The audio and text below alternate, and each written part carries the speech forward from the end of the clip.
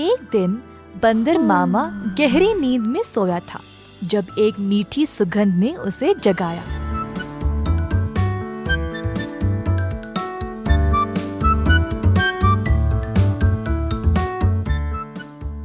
अपनी टोपी और जूते पहनकर बाहर निकल पड़ा खुशबू सूंघते सूंघते। बंदर मामा ने देखा कि ये सुगंध एक मिठाई की दुकान से आ रही थी। अंदर गया तो उसने कई प्रकार की मिठाइयों को देखा। एक लड्डू को देखकर बंदर के मुंह में पानी आ गया। जैसे ही बंदर लड्डू को उठाने गया, दुकान की मालकिन भालू ने बंदर का हाथ पकड़ के रोक दिया। बंदर भालू की ओर देखकर डर गया। तुरंत पीछे मुड़कर रोते रोते घर वापस भाग गया। टोपी और जूते को निकाल फेंक के निराश बैठा रहा कि मिठाई खाने को नहीं मिली।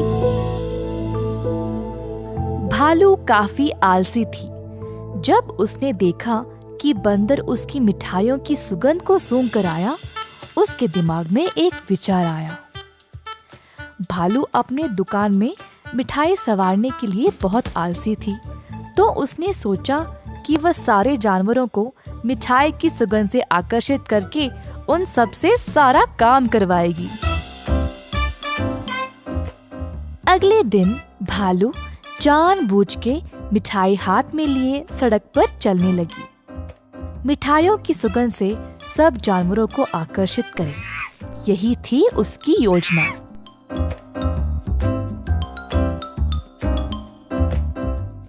खुशबू फिर से बंदर मामा तक पहुंच गई। इस बार बंदर मामा से रहा नहीं गया और उनका जी ललचाया। वह किसी भी हालत में मिठाई खाना चाहता था। बंदर मामा चुपके से दुकान के बाजू वाले पेड़ पर लटकने लगा। जब भालू देख नहीं रही थी, तब बंदर मामा ने लड्डू उठाया और झट से मुंह में डाला। परंतु लड्डू गरम गरम था और बंदर मामा का मुंह ही जल गया। बंदर मामा को बहुत गुस्सा था। जल्दी घर भागा और पानी पी लिया। फिर से अपनी टोपी और जूते निकाल फेंक के रोने लगा। एक छोटा चूहा खिड़की से अंदर आकर बंदर मामा से पूछा कि हुआ क्या। बंदर ने सारी घटना चूहे को सुनाई। चूहे ने बोला कि उसके साथ भी ऐसा ही कुछ हुआ था।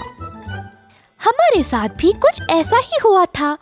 हमें भी वो मिठाई चखनी है। मेरे पास एक योजना है, लेकिन कुछ दोस्तों की मदद की आवश्यकता होगी। चूहा जल्दी से गया और कुछ दोस्तों को लेकर बंदर मामा के घर वापस आया।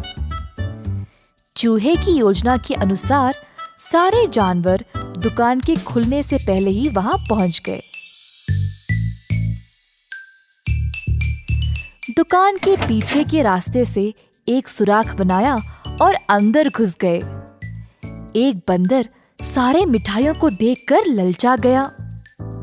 जोश में आकर कूदने लगा और नाचते नाचते केक के मिश्रण में गिर पड़ा।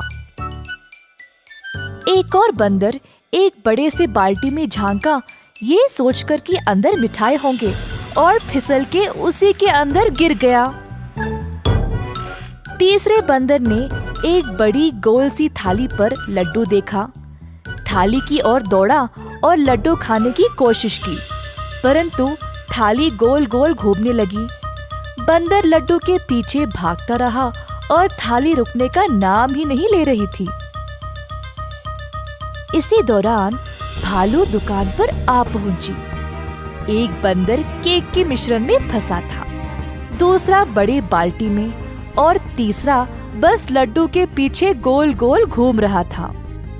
ये सब देखकर भालू आश्चर्यचकित रह गई और सोची कि ये बंदर यहाँ चोरी करने आए हैं। जल्दी से एक छड़ी उठाई और बंदरों को मारने ही वाली थी, जब एक बंदर ने बोला, हम यहाँ चोरी करने नहीं आए हैं। हम केवल आपकी मिठाई को चखना चाहते थे। इनकी सुगंध इतनी मजेदार है, बस हमसे रहा नहीं गया। भालू ये सुनकर जोर से हंसने लगी। मेरे दुकान में चोरी छुपे घुसना गलत बात है। खैर छोड़ो, वैसे भी मुझे मिठाई बनाने में मदद चाहिए। अगर तुम लोग हर रोज मेरी सहायता करोगे तो मैं तुम्हें अच्छे अच्छे मिठाई खाने के लिए दूंगी। ये सुनकर बंदर मामा और उसके दोस्त खुश हो गए। उस दिन से सब जानवर मिठाई की दुकान पर काम करने लगे।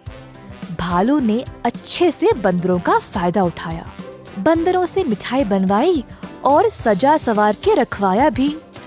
मिठाई बेचने का काम भी बंदरों को ही दे दिया और भालू सिर्फ बैठ के मजे ले रही थी। भालू का पति ये सब देख रहा था।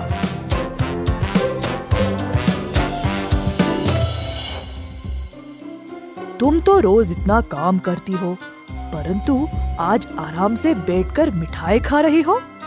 दुकान भी बंदरों से भरा पड़ा है। ये क्या हो रहा है यहाँ पे?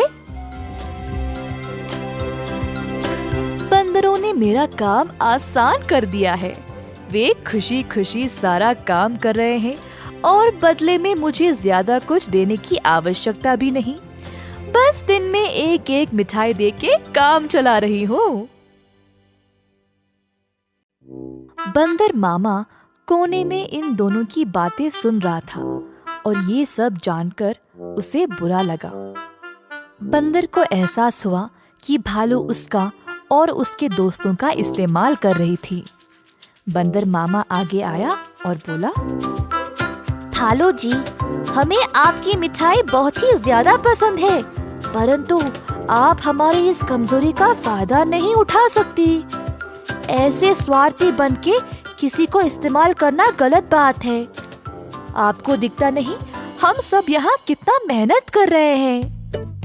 अंत में भालू को अपनी गलती का एहसास हुआ और सुधार लाना चाहा। उस दिन से भालू और उसका पति दोनों दुकान पर जाकर बंदरों का हाथ बटाने लगे और सही पगार भी देने लगे। बंदर मामा खुश था कि भालू ने उसकी बात मानी और अपने व्यवहार को बदल डाला।